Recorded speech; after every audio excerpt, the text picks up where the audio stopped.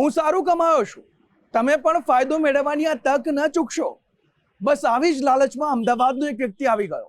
અમદાવાદના સાબરમતીના તે વ્યક્તિએ લાલચમાં આવીને 39 લાખ ગુમાવી દીધા.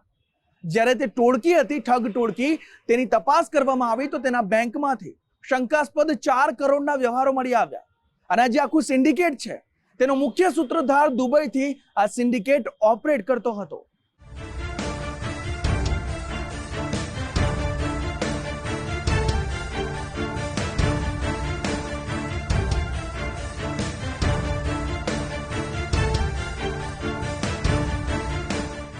ક્રિપ્ટોકરન્સીમાં આકર્ષક વળતરની લાલચ આપી 1 કરોડથી વધુની છેતરપિંડી કરનારી ટોળકી ઝડપાઈ. અમદાવાદ ક્રાઇમ બ્રાન્ચે 24 થી 31 માર્ચ દરમિયાન મોટી છેતરપિંડી આચરનારી આંતરરાષ્ટ્રીય ટોળકી સાથે સંકળાયેલા 6 આરોપીની ધરપકડ કરવામાં આવી. આ ગેંગના દુબઈ અને કંબોડિયાથી ઓપરેટ કરતી ચાઇનીઝ ટોળકી સાથે સંપર્ક હોવાનું ખુલ્યું છે.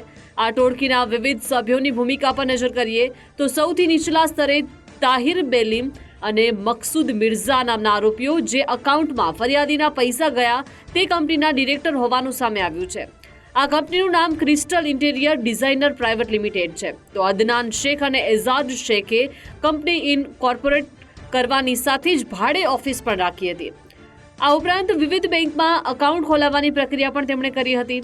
જ્યારે ઓમકાર ભારતી ગોસ્વામીની અમરેલીના જાફરાબાદથી ધરપકડ કરવામાં આવી, જે લોકોને થોડા વળતરની લાલચ આપી બેંક અકાઉન્ટ મેળવી લેતા હતા. જ્યારે સની મગોની ભૂમિકા આવા અકાઉન્ટ ધારકોને દિલ્હી સુધી લઈ જવાની હતી.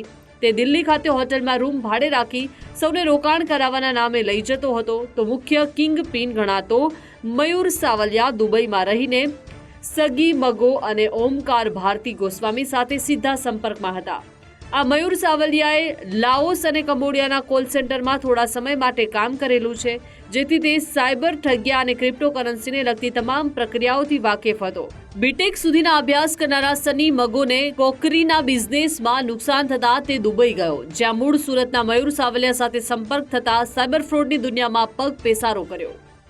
અમદાવાદ સાયબર ક્રાઇમ ખાતે એક ક્રિપ્ટોકરન્સીમાં ઇન્વેસ્ટમેન્ટ કરવાના બહાને જે ફ્રોડ થાય છે એવી એક 58 લાખની એક ફરિયાદ દાખલ કરવામાં આવી હતી, જેમાં ફરિયાદી સાથે નવેમ્બરથી લઈને ફેબ્રુઆરી આ 3 મહિનામાં ક્રિપ્ટોકરન્સીમાં ઇન્વેસ્ટમેન્ટ કરવાને બહાને અલગ અલગ અકાઉન્ટમાં એક ફેસબુકની પ્રોફાઇલ જોડે વાત થઈ હતી અને જે અંતર્ગત એમની પાસેથી 58 લાખ રૂપિયાની ઠગાઈ કરવામાં આવી હતી. એની ફરિયાદની તપાસમાં અમારા પીઆઈ વાઘેલા અને એમની ટીમ દ્વારા લાસ્ટ 24 તારીખથી લઈને 24 માર્ચથી 31 માર્ચ સુધીમાં ટોટલ 6 આરોપીઓની ધરપકડ કરવામાં આવી છે.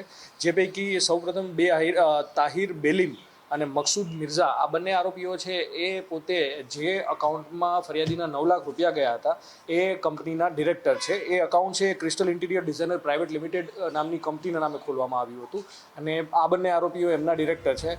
આ ટોળકીએ બનાવેલી ડમી કંપનીઓના ખાતામાં 3 કરોડ રૂપિયાના વ્યવહારો મળી આવ્યા છે, જેમાં માત્ર એક ખાતામાં 93 લાખ રૂપિયાનું ટ્રાન્ઝેક્શન થયું છે. આ ટોળકી દ્વારા વપરાતા 4 બેંક ખાતા વિરુદ્ધ ભારતના જુદા જુદા સ્થળોએથી 41 ફરિયાદો થઈ ચૂકી છે.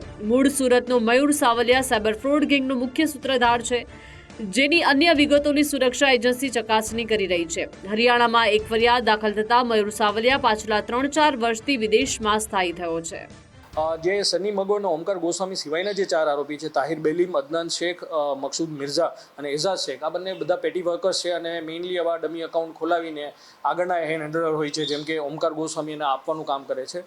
જે સની મગો છે પોતે બીટેક આઈટીમાં કરેલું છે અને એ પોતે ક્રોકરીનો બિઝનેસ કરે છે અને બિઝનેસમાં લોસ ગયો હતો એ બાબતે પછી દુબઈ ગયા હતા અને ત્યાં મયુર સાવલિયાની એની મુલાકાત થઈ હતી, જેમને એને આ અકાઉન્ટ ખોલાવીને કમિશન લેવાનું કહેવામાં આવ્યું.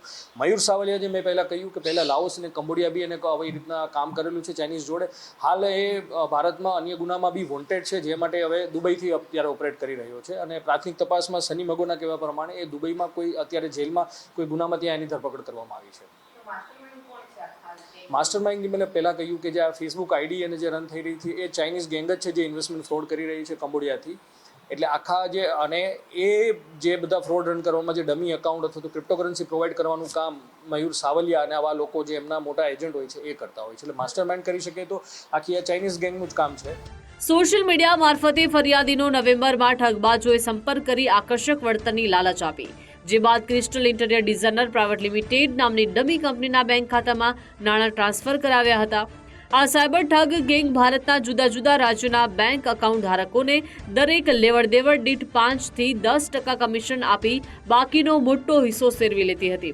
મયુર સાવલિયા પણ ચાઇનીઝ ગેંગ વતી કામ કરતો હોવાનું અત્યાર સુધીની તપાસમાં સામે આવ્યું છે. અર્પિત દરજી, ગુજરાત ફર્સ્ટ, અમદાવાદ.